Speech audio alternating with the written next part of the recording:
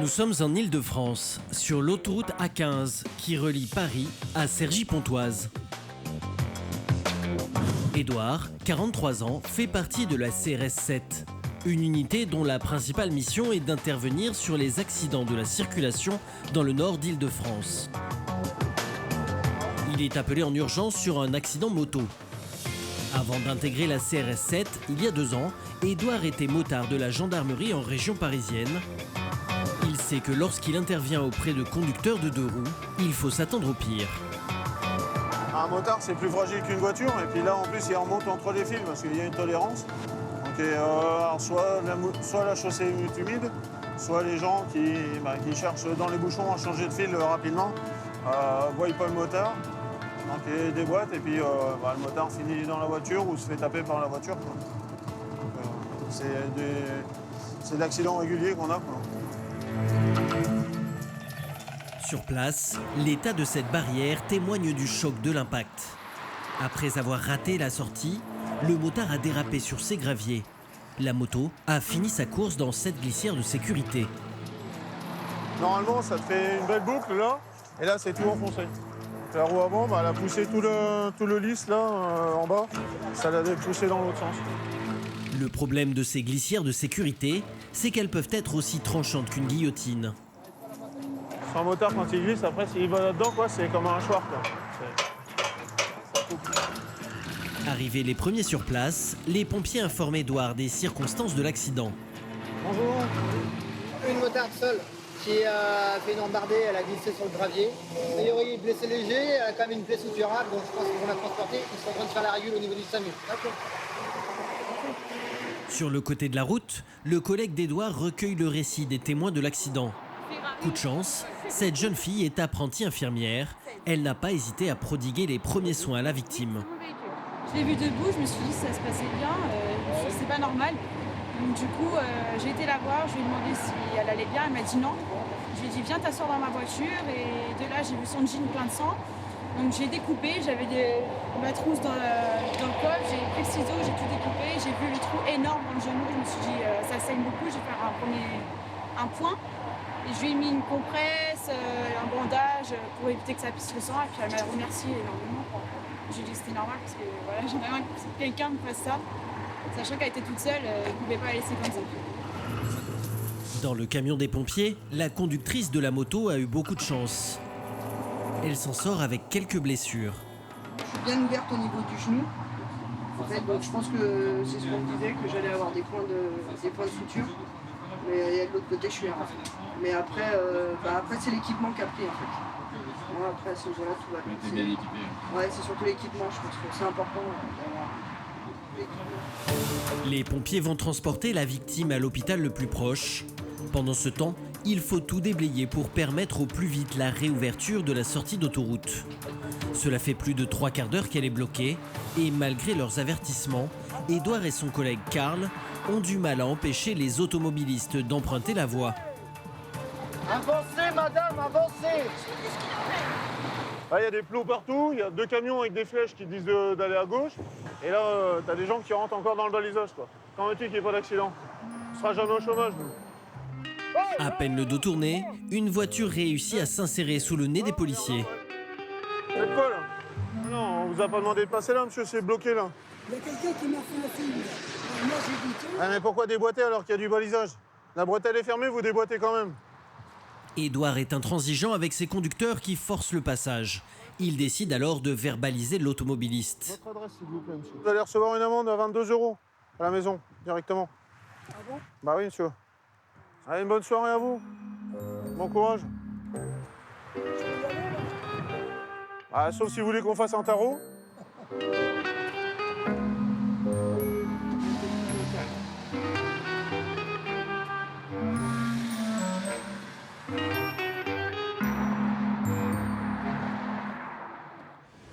Sur autoroute, sur les départementales ou encore en pleine ville. En 2021, la route a fait 67 000 blessés et près de 3 000 morts. On va vous faire dormir. On va vous faire dormir. Qu'est-ce qui s'est passé? Je sais pas, vous avez eu un accident de moto, vous vous rappelez pas? En cause, l'assoupissement, l'alcoolémie ou encore des conduites excessives.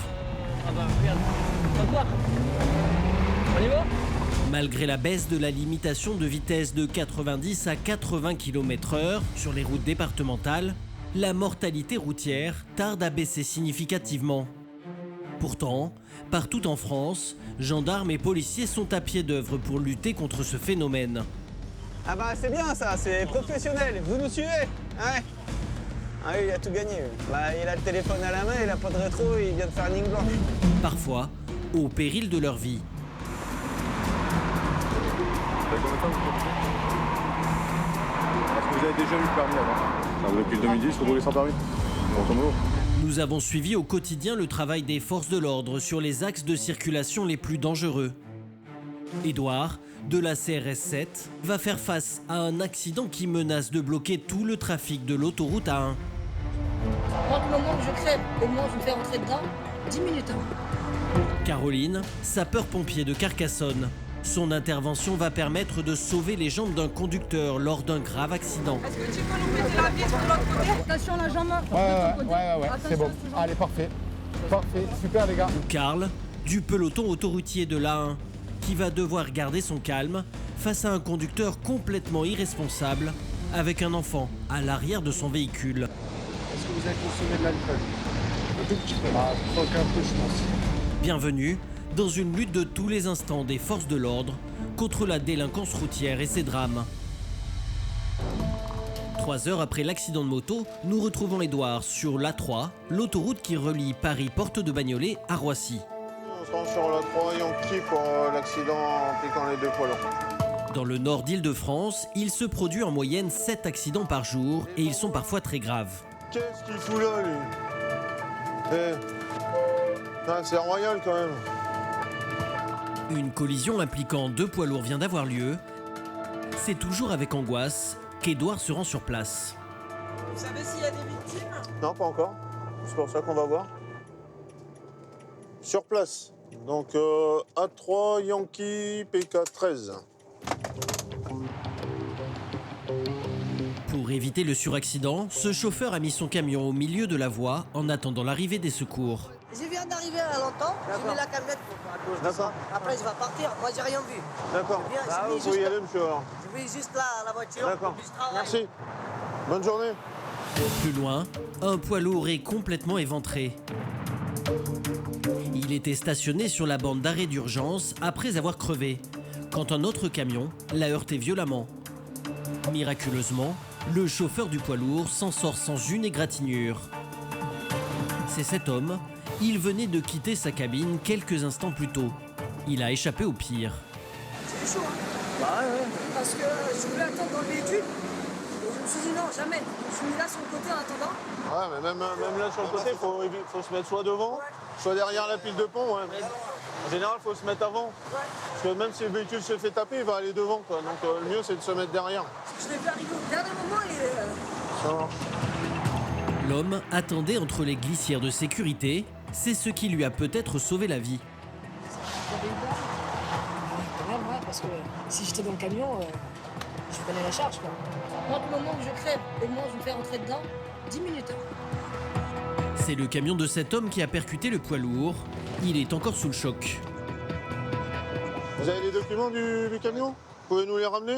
Ouais. Permis de conduire, tous les documents qui vont avec? S'il vous plaît, Permis, tous les documents du contrôle, permis, carte grise, assurance, FIMO, FCOS, la totale, quoi. Ok. Voilà. Attention à vous. L'homme roulait à 90 km/h à peine. Pourtant, les dégâts témoignent de la violence de la collision. Le conducteur a vu le poids lourd stationner au dernier moment et malgré un coup de frein, il n'a pas réussi à l'éviter. Simplement, le monsieur était arrêté sur la bande d'arrêt d'urgence, il dépassait un petit peu. Et le camion devant moi s'est décalé sans mettre son clignotant. J'ai jamais pensé qu'il y avait un camion d'arrêté là, surtout que le client était très près du camion et que je suis pas sûr que cette détresse marche à l'arrière. Et qui est responsable, c'est vous? C'est quand même le camion de devant ou non? Ah bah c'est moi, puisque je dois être maître de mon véhicule, c'est moi le responsable normalement. Les deux chauffeurs en sont quittes pour une grosse frayeur. C'est maintenant au personnel de l'équipement et aux dépanneurs d'intervenir.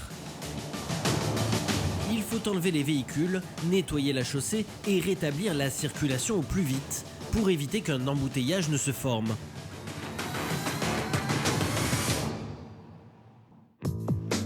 Pour faire baisser le nombre d'accidents, la police autoroute du Nord d'Île-de-France traque les petites infractions et les comportements à risque. C'est le rôle de Pascal et de son coéquipier Sébastien. Tous deux appartiennent au GLDR, le groupe de lutte contre la délinquance routière. Et c'est incognito, à bord d'une voiture banalisée, qu'ils prennent en flagrant délit les mauvais conducteurs. C'est une façon de dire aux gens, même si vous ne nous voyez pas, on est quand même là. Hein. Voilà, tout simplement. Si en journée, avec une circulation dense, les chauffards se font discrets, les mauvais comportements, eux, sont légion. Comme cet automobiliste qui vient de se rabattre devant le pare-choc d'un poids lourd. Il vient de faire la ligne continue. Ça, c'est très bien, ça. Pascal est ironique. Même après 3 années d'expérience, ce type de comportement l'excède toujours autant. Vous nous suivez, monsieur? Ah bah c'est bien ça, c'est professionnel. Vous nous suivez? Ouais.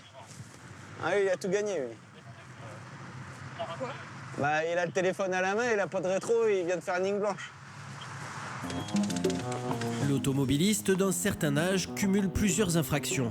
Il roule sans rétroviseur gauche. Il affirme que sa voiture a été vandalisée et qu'il n'a pas eu le temps d'en changer. Non mais monsieur, laissez-moi parler. Oui, avec vous plaisir. faites la ligne continue devant le poids lourd et vous circulez sans rétroviseur. Le rétroviseur, ça fait 3 jours, monsieur. Bah ouais, mais... Il me l'emplace, qu'est-ce que vous voulez que je fasse? C'est interdit de circuler avec un véhicule qui n'a pas de rétroviseur à gauche.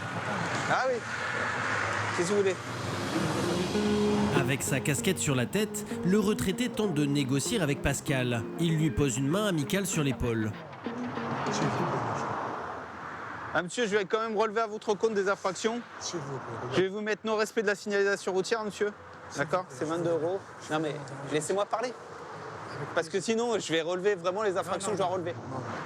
Ok, c'est bon? L'homme s'en tire bien. Pascal lui met 2 amendes au lieu de 3, à 22 et 45 €, mais sans retrait de points. Le retraité n'en a quasiment plus sur son permis. Vous restez souvent de négocier avec vous? Tous les jours. On aurait pu être commerçant parfois. Je suis gentil sur la ligne continue parce que quand bien même il gêne le camion à la vu la vitesse de circulation, il n'est pas accidentogène en tant que tel. Par contre, je laisse pas passer, donc au moins je relève une infraction, même minime, mais je laisse pas passer, quoi. Cela fait maintenant 3 ans que Pascal et Sébastien sillonnent en équipe les routes du nord d'Île-de-France. Mais cela ne les empêche pas d'être régulièrement surpris par les comportements de certains usagers qui frôlent parfois l'inconscience. Là, on a un 50 cm3 sur l'autoroute, c'est strictement interdit et dangereux pour lui-même. Nous sommes à présent sur l'A3, en direction de l'aéroport Roissy-Charles de Gaulle. Et sur la voie de droite, n'excédant pas les 65 km/h, un scooter de 50 cm3 se fait dépasser par les voitures. Bonjour, je peux savoir qu'est-ce que vous faites sur l'autoroute avec votre scoot là? C'est un 50 ça? Oui. Bah, qu'est-ce que vous foutez sur l'autoroute avec ça? Moi, je sais pas, la voie, il a acheté hier, c'est ça. Je ne connais pas, ça c'est interdit. Bah, vous avez quoi? Vous avez le permis de conduire, vous? L'homme ne parle pas très bien français, il prétend avoir acheté son scooter la veille. Après vérification, il n'est pas assuré à son nom. Bah, il n'a pas encore fait les papiers. Ah bah, je sais pas, parce qu'il appartient toujours à l'Hexagone, qui habite à Livry-Gargan. Donc voilà. C'est extrêmement dangereux, étant donné que l'autoroute A3 est une autoroute à la circulation très dense. Les 50 cm3 ne peuvent pas adapter leur vitesse au flux de circulation sur une autoroute qui circule normalement. Et ils sont d'autant plus vulnérables que si les voitures arrivent vite, ils ne vont pas forcément les voir et ils peuvent se retrouver très vite par terre. Mais le conducteur du 2 roues ne comprend toujours pas pourquoi il ne peut pas rouler sur l'autoroute. Alors monsieur, vous devez repartir sur un dépanneur. Ça, vous n'avez pas le droit de circuler avec ça, on va faire appel à un dépanneur. Non. C'est forbidden. Les panneaux sont à l'entrée de l'autoroute avec le gros rond et interdit aux cyclos. Bah, on apprend aussi à regarder quand on conduit. Ah, le dépanneur, voilà. c'est qui? C'est pas possible. Vous allez le faire. Ah ouais. L'individu repartira en dépanneuse, tout comme son scooter. La journée sur autoroute, les accidents sont la plupart du temps provoqués par des erreurs d'inattention. L'une des causes, c'est souvent le téléphone au volant. C'est interdit le téléphone. Bah, mais quoi? À l'origine d'un accident corporel sur 10 en France. Cette conductrice est tellement prise dans sa conversation qu'elle ne voit pas les policiers. Faut raccrocher. Oh! Et on prend la sortie tout de suite là.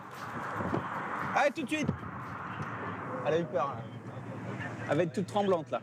La sortie là. Allez! Prenez la sortie. Prenez la sortie. Un danger.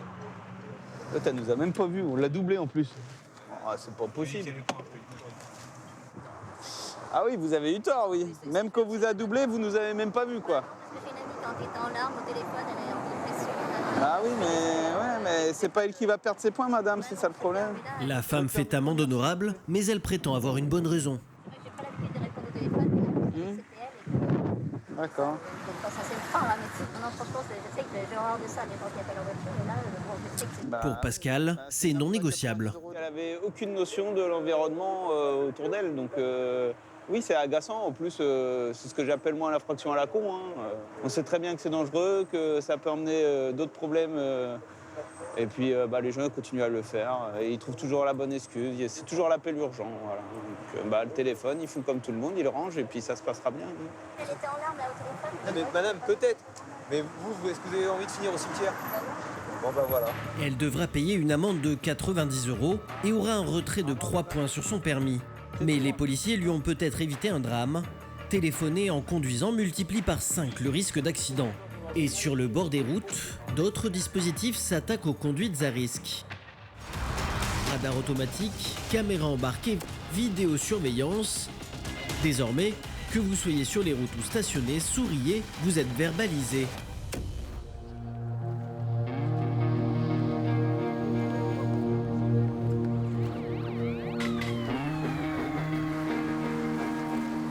Ces passionnés de grosses cylindrées font partie de la Fédération française des motards en colère.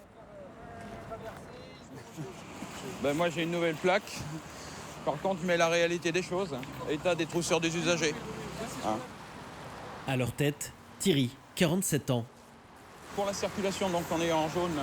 Moi je passe devant, on roule en quinconce, on monte tranquille, voilà. Et puis on va rejoindre les copains de la 23 là-haut.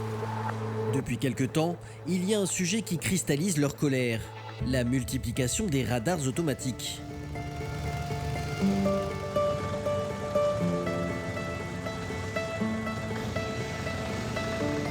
« 50. Après le virage, là, sur la droite. » Alors, lorsque Thierry et ses amis en croisent un sur le bord de la route, ça finit souvent comme ça. Il y en a un qui me le tient. Thierry, vous faites quoi là? Ben là, on leur montre qu'on est contre les radars. Hein. Et puis, comme il pleut, en plus, ça le protège. On entretient le matériel. C'est quelque chose que vous faites de temps en temps, comment ça se passe? Ouais, ça peut arriver, suivant les périodes. Avant de quitter les lieux, ces motards n'hésitent pas à signer leur forfait. Et même à récidiver quelques kilomètres plus loin. Fais voir le jaune. Ça va couler, je pense. En quelques minutes, un second radar est mis hors d'état de fonctionnement. C'est quoi le message, Thierry, là? Ça sert à quoi, ça? Des radars, à part rentrer des sous dans les caisses de l'État, au niveau sécuritaire, ça apporte rien. Je préfère un gendarme au bord de la route qui va arrêter la personne que lui qui m'envoie un PV à la maison à payer. Couvrir un radar est interdit. Thierry et ses amis risquent gros, 45 000 € d'amende et 3 ans d'emprisonnement. Mais cela ne semble pas les effrayer. On verra, je serai peut-être embêté, on sera peut-être embêté. Mais bon, il y a un ras-le-bol, et ce ras-le-bol, au niveau national, il commence à monter. En France, pas une journée ne se passe sans que des radars automatiques ne soient mis hors service. Cela va du simple tag à des dégradations beaucoup plus lourdes. Les cabines sont parfois incendiées, explosées ou transpercées avec des balles de gros calibre. Des actions qui traduisent une fronde anti-radar grandissante. Pourtant, les lignes droites et les grandes vitesses continuent de causer des ravages. À la caserne de Carcassonne, une alerte vient d'être donnée. Un choc frontal entre deux véhicules est signalé sur une départementale à quelques kilomètres de la ville. Une ambulance et un véhicule de secours routier sont immédiatement dépêchés sur place. Dans l'ambulance, Stéphane et Caroline seront parmi les premiers sur les lieux. On connaît le lieu, en fait c'est une portion de route qui est très accidentogène et ces derniers mois on a fait plusieurs accidents graves. Donc on sait que potentiellement il va y avoir des victimes qui vont être atteintes gravement du fait de la vitesse, parce que c'est une portion de route où ça roule relativement vite. Voilà. Après on n'a pas d'autres notions. À leur arrivée, ils découvrent deux véhicules complètement défoncés par le choc. Il faut faire vite. Le conducteur de la voiture blanche aurait perdu le contrôle de son véhicule et percuté frontalement cette autre voiture. À l'intérieur, une jeune femme de 36 ans. On a deux impliqués, un à chaque voiture. Ouais. Donc avec la personne la moins relative, elle a un trauma au pied avec des formations. Son état est jugé peu préoccupant, mais celui du conducteur de l'autre voiture est beaucoup plus grave. L'homme, âgé d'une cinquantaine d'années, se plaint de fortes douleurs aux jambes, au dos et au visage. Plus problématique, il est coincé dans l'habitacle, impossible pour le médecin de l'examiner. Il faut absolument une ouverture. Ouais, c'est ça, lui il faut qu'il rentre, il ne peut pas rentrer, donc il faut vraiment une ouverture de porte. Les pompiers doivent trouver un moyen d'accéder à la victime au plus vite. Est-ce que tu peux nous péter la vitre de l'autre côté ? Après un choc d'une telle violence, la colonne vertébrale de cet homme est peut-être atteinte. Pour Caroline, l'urgence est de maintenir la tête du conducteur toujours conscient et de le rassurer. Donc monsieur, je vous explique ce qui va se passer. Donc vous n'êtes pas incarcéré dans votre véhicule, mais vous êtes coincé parce qu'on ne peut pas ouvrir les portes sur le côté. Donc là, les bruits que vous entendez, on va ouvrir la porte avec une cisaille. Pour ouvrir la porte, les pompiers vont devoir utiliser une pince hydraulique, un écarteur particulièrement puissant. Avec ce type d'engin, l'opération ne prend que quelques secondes. Il faut maintenant préparer l'évacuation du conducteur. L'enjeu de cette étape est d'éviter à tout prix les mouvements qui aggraveraient les blessures de cet homme. Tu veux que je te prépare quoi comme matos? On propose ACT et après on fait rotation et plein de trucs. Allez. L'ACT, c'est l'attelle cervico-thoracique dans le langage des pompiers. Elle est utilisée dans les cas les plus graves, ceux où l'on suspecte une atteinte au cervical ou à la colonne vertébrale. Des lésions qui peuvent entraîner des paralysies plus ou moins complètes. Mais il faut faire vite, car l'homme présente de nouveaux signes inquiétants. Monsieur, ouvrez les yeux s'il vous plaît. La victime est épuisée et commence à s'endormir, le signe d'un potentiel traumatisme crânien. Les pompiers essayent de le stimuler au maximum avant sa sortie du véhicule. Garder le conducteur éveillé est essentiel pour surveiller son état. Ne vous endormez pas, monsieur. Écoutez-nous, on est bientôt sorti de la voiture. Vous allez nous aider, monsieur. Vous allez croiser les mains sur le ventre, s'il vous plaît. Allez-y, mettez vos mains comme ça sur le ventre, très bien. Ce sont Stéphane et Caroline qui coordonnent cette manœuvre délicate. Pas moins de 7 pompiers y participent. Attention la jambe. Ouais, c'est bon. Allez, parfait. Parfait, super les gars. Allez, et on fait suivre. Allons. Ça va monsieur? C'est bon, vous êtes dehors. Vous êtes sortis de la voiture. Attention pour lever. Oh, c'est bon. Il faut maintenant l'emmener au plus vite à l'hôpital. Donc ça a tapé très fort, comme vous avez pu le voir dans les images. Et on a eu de la chance. On a une personne qui est stabilisée. Et là, on a aussi une autre personne. Blessée moindre. Par contre, pareil, elle a quelques dermabrasions, quelques contusions. Donc, comme il y a un médecin sur les lieux, on va en profiter et on va partir en convoi les deux ambulances au niveau du CH. S'il y a un problème sur les deux victimes, il pourra s'arrêter. En raison de la gravité de l'accident, la gendarmerie va même ouvrir la route jusqu'à l'hôpital. Pour Caroline et Stéphane, l'opération est un succès. Leurs précautions se sont avérées extrêmement utiles. Après examen, les médecins ont décelé qu'une des vertèbres cervicales du conducteur était cassée. Sans l'usage préventif de la fameuse attelle cervico-thoracique, il aurait pu perdre l'usage de ses jambes.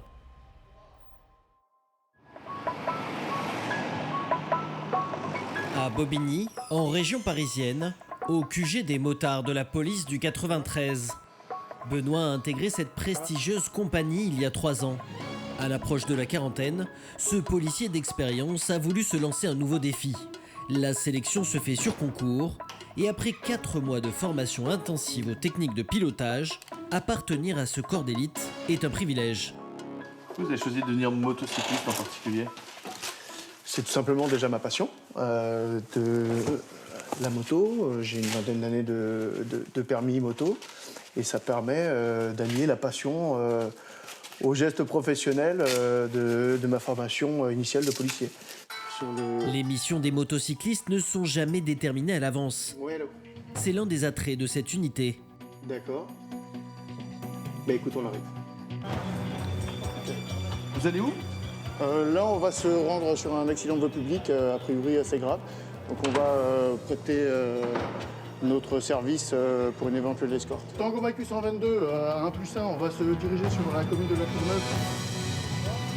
Benoît vient d'être appelé sur un accident qui a eu lieu à la Courneuve, une commune de Seine-Saint-Denis. Il se rend immédiatement sur place avec son équipier Mathieu.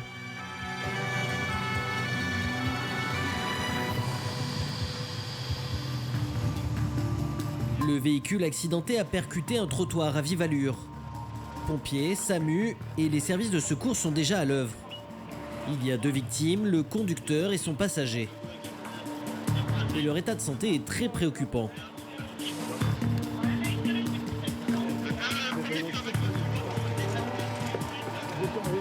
On est dans le cadre d'une urgence absolue. Je viens de voir le capitaine des pompiers. Ils souffrent tous les 2 de trauma crânien. Ils craignent que les personnes décèdent. On en saura un peu plus tout à l'heure. Les 2 individus âgés d'une vingtaine d'années ont violemment heurté le pare-brise de la voiture. Ils ont voulu tout doubler, puis ils se sont percutés là. Et les deux ils étaient pas touchés. Tu vois les 2 impacts des têtes sur le pare-brise. Un accident aux conséquences dramatiques dans lequel le conducteur semble directement impliqué. Selon des témoins, il aurait brusquement changé de voie un peu plus haut avant de rouler à contresens. Bon, a priori, la voie de droite où se trouve la dépanneuse était encombrée de par la circulation. Et ils ont voulu prendre à contresens, franchir la ligne blanche, passer un passage piéton et venir se rabattre très rapidement. Et au moment du feu, tout simplement, il s'est pris le mobilier urbain, à savoir le trottoir. Et le véhicule a fini immobilisé avec une décélération assez brutale. Les policiers procèdent aux premières constatations pour reconstituer l'accident. En examinant l'intérieur du véhicule, ils en découvrent peut-être la cause principale. Dans cette bouteille entamée, il n'y a pas que du soda. Ça sent. Vous venez de trouver quoi là? Une canette d'alcool et de bière. Des accidents comme ça, on en voit souvent. Assez fréquemment malheureusement. Assez fréquemment et c'est souvent l'alcool, les stupes, la vitesse. Généralement c'est les 2 roues. Là c'est un 4 roues. Les tests sanguins diront si le conducteur roulait ou non sous l'emprise de l'alcool. En attendant, c'est l'état de santé des 2 individus qui inquiète les médecins. Les services d'urgence d'un hôpital voisin ont été contactés. Benoît et Mathieu doivent escorter une des 2 victimes dans cette ambulance. Dans le flot parisien, les 2 motocyclistes doivent frayer un chemin au véhicule du SAMU. Le moindre ralentissement peut bien sûr avoir des conséquences dramatiques pour la victime. Le véhicule arrive à l'hôpital, un instant toujours redouté par les secours et par les policiers. Mais quelques minutes plus tard, les nouvelles semblent plutôt rassurantes. Alors Benoît, l'état de la victime? L'état de la victime, elle sort du scanner. Il y a a priori des fractures au niveau cervical. On n'en sait pas beaucoup plus. Le pronostic vital n'est plus engagé, mais on ne connaît pas encore la nature des séquelles. Ouais. L'autre victime s'en sortira aussi. Un soulagement pour les 2 pompiers, même s'ils partent sans connaître l'étendue exacte des séquelles.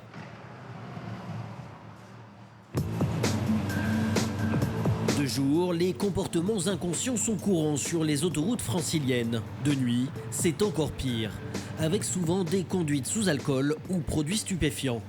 À partir de maintenant, ça peut arriver vraiment fort. Et ça va passer comme des balles.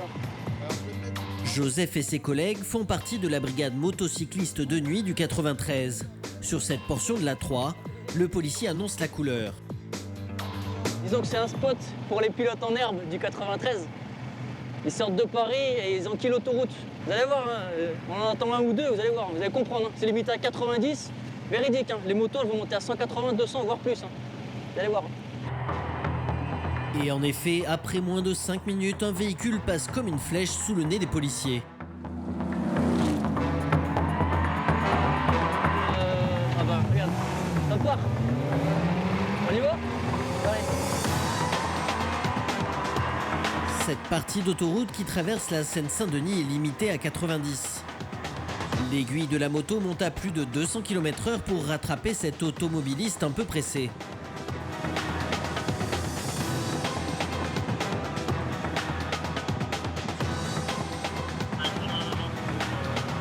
Et visiblement, il ne fait pas que rouler vite. Avec sa lampe torche, Sébastien n'y va pas par 4 chemins. Vous avez bu quoi? Un verre ou deux? Ah non, vu comment ça sort, c'est pas un verre ou deux. Complètement alcoolisé en plus. Ah, des grands verres. Ah, il y a les huîtres là. Des moyens. L'homme est complètement ivre au volant de sa voiture. Vous allez voir, ça va devenir rouge écarlate. Ah, d'accord. De toute façon, il a baissé la vitre, ça sentait tellement. Ah bah, ça sent encore d'ici. Et ce n'est pas tout. Et vous avez le permis? Il cumule encore une infraction très grave. Vous avez combien de temps vous conduisez? Est-ce que vous avez déjà eu le permis avant? Enfin, depuis 2010, vous roulez sans permis? Grosso modo. Personne pas de permis, qui en plus boit, reprend un véhicule, se permet des choses et puis après s'étonne de se faire contrôler parce qu'elle roule à une certaine vitesse et en plus de ça n'a pas de permis. Sous l'emprise d'alcool, donc après ben voilà, les conséquences que l'on connaît. S'il a un accident, encore des victimes. Monsieur sorti du véhicule? L'individu est embarqué au poste. Selon ses antécédents, il risque plusieurs mois de prison. Son véhicule est confisqué. C'est Joseph qui se charge de le déplacer. Je vais chercher une place, je vais mettre sur un parking. Et il était vraiment bien bourré parce que l'odeur, je vais être à 6 grammes. L'éthylotest n'en révélera bien sûr pas tant, mais tout de même un taux d'alcool d'1 gramme par litre de sang. Un profil qui n'a rien d'inhabituel la nuit. Je pense que la notion de la réalité lui échappe totalement. Donc après, rouler à telle vitesse pour mettre sa vie en danger pour un alcoolique ou une personne qui a bu, on ne sait jamais sur quoi on va tomber, hein, malheureusement. La nuit, les motocyclistes voient de tout et entendent de tout. Un peu plus tard, sur le périphérique parisien, une voiture double à vive allure par la droite.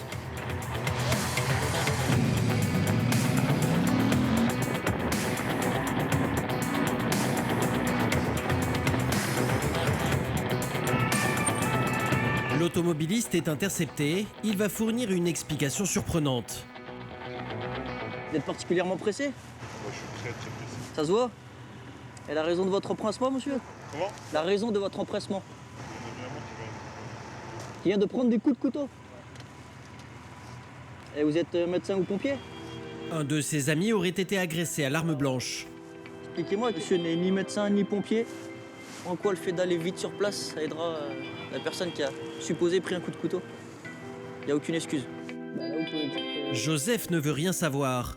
Le conducteur a en plus moins de 2 ans de permis. Sachez que vous serez verbalisé pour une vitesse excessive, pour un non-respect d'une distance de sécurité, ainsi qu'un dépassement par la droite.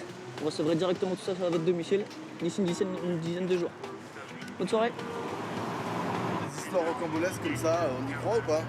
Bah, chacun peut y prêter attention ou non, mais des excuses comme il avait, on en entend des merveilleuses. Et oui, ça lui a fait ni chaud ni froid. Le mec qui repart de plus belle. C'est ça toutes les nuits. Mais parfois, ce n'est pas de la science-fiction. Il y a un mec qui s'est fait descendre, on y va. Direction Bagnolet, dans une cité située aux portes de Paris. Le contrôle de vitesse est interrompu. Un homme touché par balle est entre la vie et la mort. Joseph et ses collègues sont appelés pour escorter le véhicule de secours. La victime est âgée d'une vingtaine d'années. Elle est dans un état désespéré. Apparemment, il y a eu une sorte de règlement de compte. Il y a eu plusieurs impacts de balles dans une voiture. Il y a une personne blessée par balle et on a retrouvé plusieurs douilles de différents types d'armes, ce qui suppose qu'il y a au moins 2 armes. C'est le western des temps modernes. Ici, c'est monnaie courante. Les pompiers font tout pour sauver la vie de la victime. En attendant, les policiers doivent assurer leur sécurité et surtout leur permettre d'intervenir dans les meilleures conditions. C'est il ne faut pas de maison, quoi. On ne peut pas faire dans la maison, je l'avais peur, moi. Bah, c'est bien ce que je dis, monsieur. Là, vous n'êtes pas chez vous, vous êtes dehors. Votre maison, elle est ici. Des moments comme ça, c'est des moments sous tension, donc il faut vraiment essayer d'être au calme et d'apaiser les gens. Déjà, il s'est passé quelque chose de super violent, super agressif, c'est très court. Donc les gens n'ont pas spécialement le temps d'assimiler. Mais il suffit qu'ils réalisent que c'est une personne qu'ils connaissent ou quelque chose comme ça. Ça peut arriver, des fois ça part, malheureusement encore plus. Mais ce soir, le travail des secours ne sera pas suffisant. L'individu vient de succomber à ses blessures. C'est pas nous qui finissons le... C'est les pompes funèbres qui viennent chercher directement le corps. Voilà, action. Des instants toujours éprouvants, même s'ils ne connaissent pas la victime. Malheureusement, ça arrive. Des personnes qui décèdent suite à un règlement de compte, il y en a plusieurs par mois. De notre point de vue de policier, on ne peut pas se permettre de prendre la décharge émotionnelle des gens. Comme tout à l'heure, le monsieur, apparemment, il le connaissait bien. Mais je ne connais même pas l'identité de la personne. Apparemment, lui, il le connaissait. Mais je ne peux pas me permettre de prendre sa décharge émotionnelle, même si ça me touche quand même au fond de moi. Hein. C'est une personne qui meurt, c'est pas du tout agréable.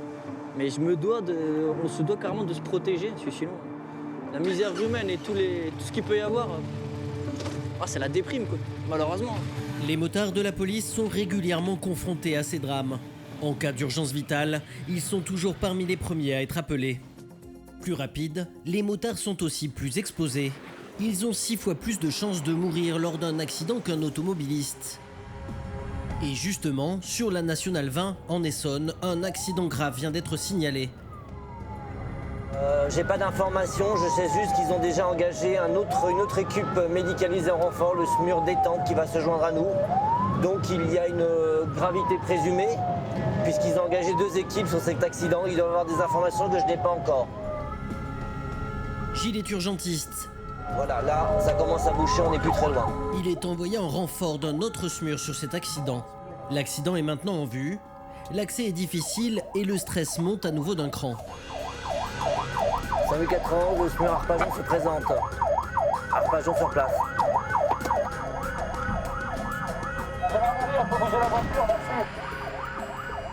L'urgentiste préfère continuer à pied. Voici ce qui s'est passé. À cause d'un brusque ralentissement, une moto avec 2 passagers a percuté cette camionnette. Donc il y a déjà un SMUR sur place, donc on se met à disposition du SMUR qui est présent. Bonjour. Cette victime, je viens d'arriver il y a 3 minutes. Le jeune médecin découvre 2 blessés graves. Ce sont les motards. Le pilote, un homme de 48 ans, et sa passagère, une femme de 44 ans. Ouais, gentil. Sur le plaisir la dernière fois. Ouais. Le patient, il a 67-43 de tension, il va comprendre. Le pilote a la jambe dans un sale état. Il souffre de multiples fractures ouvertes. Une moto qui a heurté l'arrière de la voiture là-bas. 2 victimes qui sont des motards. Les 2 médecins ont fort à faire. L'accident a été violent, comme en témoigne la carrosserie du véhicule percuté. Le bilan initial, une patiente qui a perdu connaissance, qui manifestement présente une fracture déplacée de l'avant-bras droit, une grosse plaie au niveau de la jambe. Elle a eu des troubles de la conscience, elle a perdu connaissance. On attend les premières constantes, on les a pas encore. Allez, envoie-moi des constantes. Sandrine, envoie-moi des constantes, que je sache où on en est. Une fréquence cardiaque, une tension. Donc dynamique de choc importante, des motards au sol, donc gravité extrême. On a un hélicoptère qui arrive et un deuxième qui arrive. Il y a un deuxième sac là-bas, il y a T'as passé un pré-bilan? D'accord. Vous préparez des ateliers machin pour les fixes avec de la bêta qui va déjeuner sur le bêta? Ça vous fait mal ça, monsieur? Tu veux ici?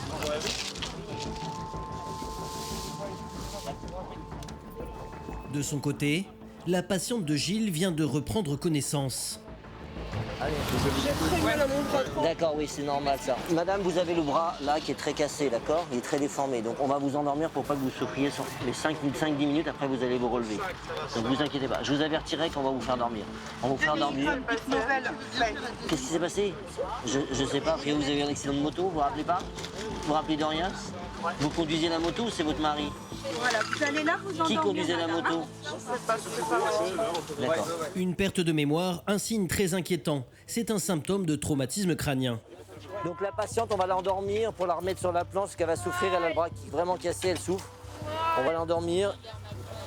On n'a pas détecté de problème, pour l'instant on ne détecte pas de problème viscéral, elle a pas l'air de saigner en interne. Tout a l'air orthopédique.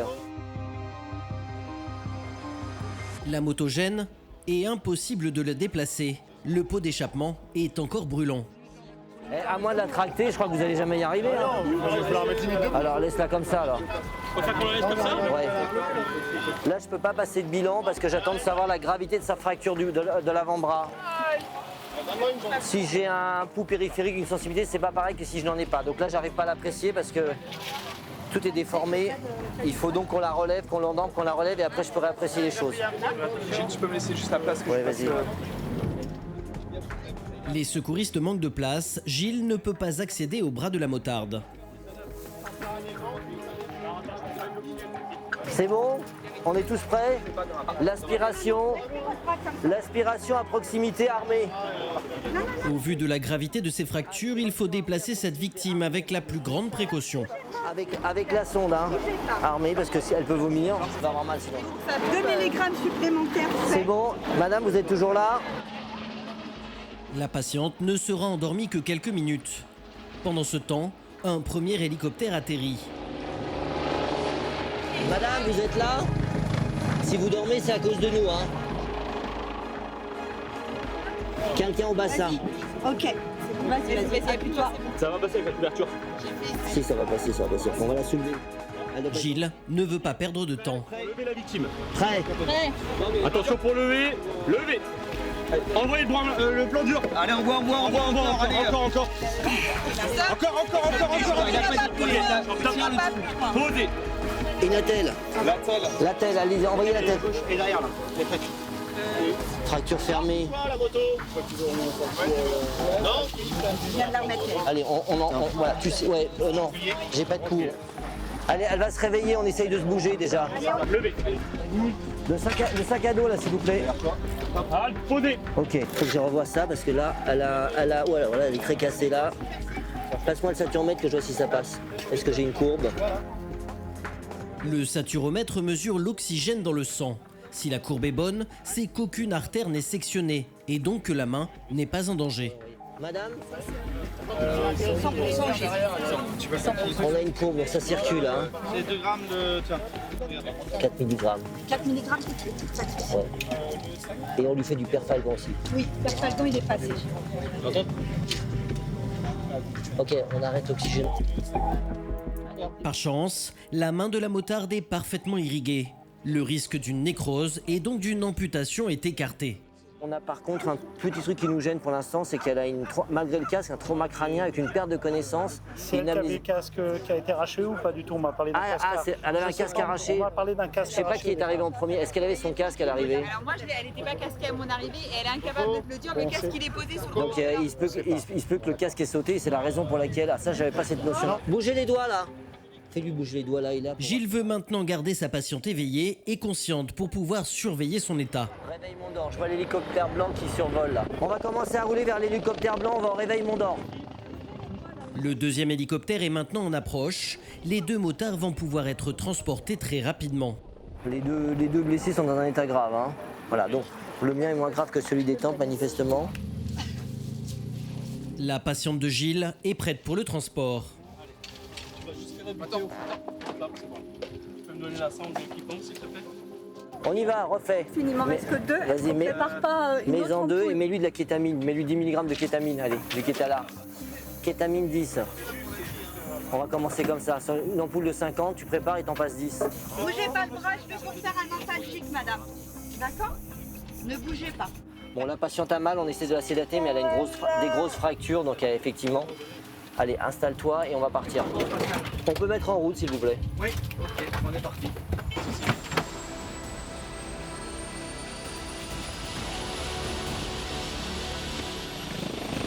La patiente arrivera au service de réanimation de Créteil en quelques minutes seulement. Elle restera une dizaine de jours dans ce service. Le patient d'Amaury, lui, a encore besoin d'être stabilisé. Tous les gestes doivent être effectués avec la plus grande précaution. Il faut lui accrocher la cheville. Ouais, il faut déjà lui accrocher la cheville. Sinon on va pas y arriver. Et la pompe, elle est où? Elle est là, là. Mais la jambe est en morceaux et les secouristes doivent la sécuriser dans une attelle pneumatique. C'est un patient qui est considéré comme polytraumatisé et qui va aller dans un accueil de centre de polytraume assez rapidement, j'espère. On a un hélico là qui est prêt à décoller à tout moment. On va déjà voir. Je vais monter avec lui, avec les pilotes et puis avec l'infirmière. On va essayer d'anticiper un petit peu les éventuels problèmes qu'on va pouvoir avoir pendant le temps de vol qui va durer un quart d'heure, 20 minutes. Et j'espère qu'on arrivera à bon port en ayant suffisamment anticipé. Il est obligatoire pour le patient d'être stabilisé avant de décoller. S'il fait un arrêt cardiaque, il serait impossible de le réanimer en vol. Sous surveillance permanente et sous bonne escorte, le conducteur de la moto va bientôt pouvoir décoller. Après un tel choc, il ne réalise ni la situation ni la gravité de son état. S'il vous plaît. Oui, monsieur. Est-ce qu'on peut vous mettre sur le côté droit? Non, toujours pas, monsieur. Désolé, monsieur, c'est pas possible, monsieur. Toujours pas, c'est pas Pour tout possible. le transport, ça sera pas possible. Les radios, hein. Alors, est-ce qu'on pourrait lever plier un peu ma jambe droite? Non plus, monsieur. Non, monsieur, c'est Bon, pas alors, possible. la jambe de... Faut rester malheureusement, il faut rester allongé, monsieur. C'est compliqué, mais c'est compliqué. On va aller rapidement. Là, on vient d'arriver, on est dans l'hélicoptère. Hein. On va vous emmener à l'hôpital de Percy. Et puis en arrivant là-bas, ils vont faire tous les examens radiologiques. D'accord? Ils aviseront avec vous, d'accord? Là, pour le moment, il vaut mieux pas qu'on vous bouge tant qu'on n'a pas fait le bilan complet de vos blessures. Pardon. Ok? L'homme restera 1 mois en réanimation. Grâce à l'intervention rapide des médecins, aujourd'hui, ses jours ne sont plus en danger. Mais malgré plusieurs mois de rééducation, il ne récupérera sûrement jamais totalement sa mobilité. Le lendemain matin, nous retrouvons Édouard sur l'autoroute A15. Une artère très saturée où circulent 150 000 véhicules chaque jour, un record en Île-de-France. En dehors des heures de pointe, les accidents sont nombreux et ils peuvent être violents. 1 heure après le début de la patrouille, la radio diffuse un message d'alerte. Traiter des tonneaux apparemment, et au départ. À 5 km de là, un véhicule vient de faire des tonneaux. Sur place, la voiture est couchée sur le dos, au milieu de la circulation. Gaffe à droite. Ces 2 jeunes hommes et ce petit garçon ont réussi à s'en extraire. Qu'est-ce qui s'est passé? Un époux, je sais pas quoi, il a commencé à... Impossible de contrôler. Qui c'est qui roulait?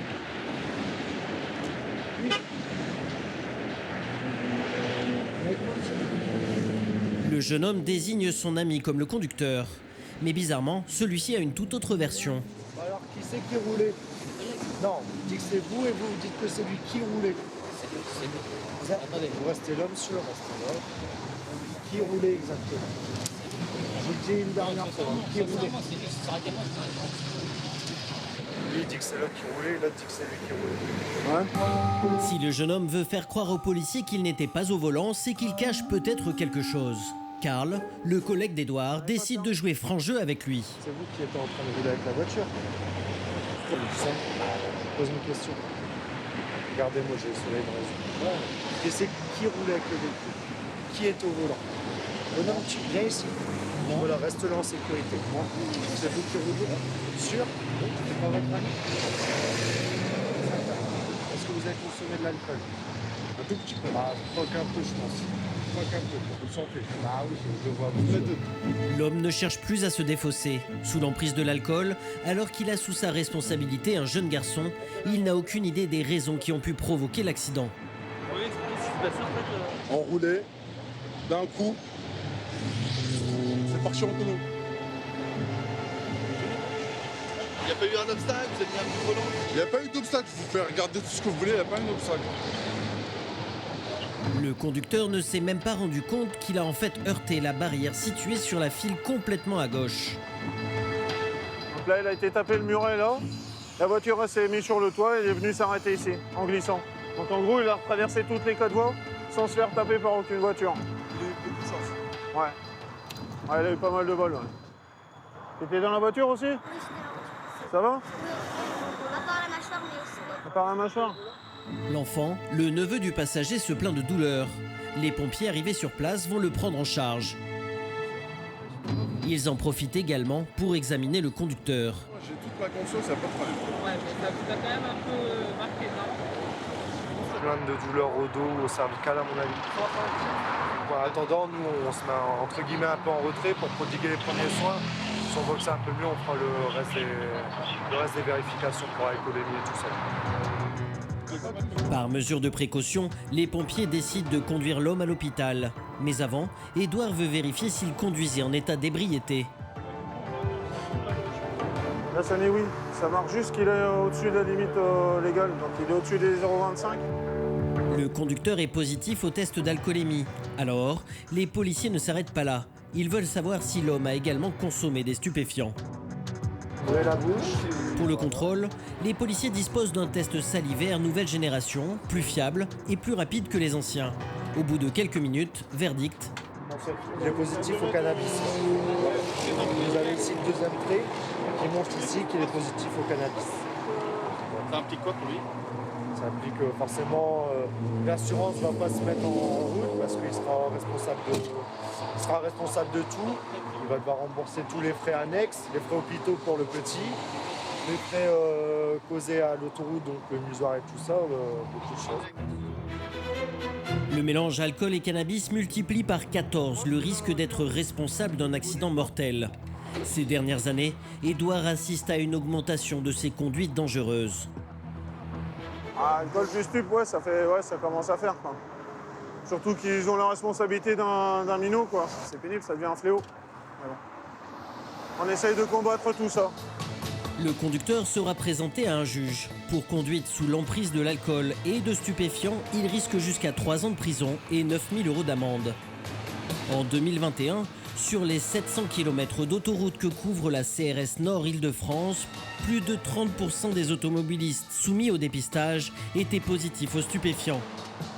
Aujourd'hui, pour contrer le phénomène, l'unité a depuis triplé ses contrôles.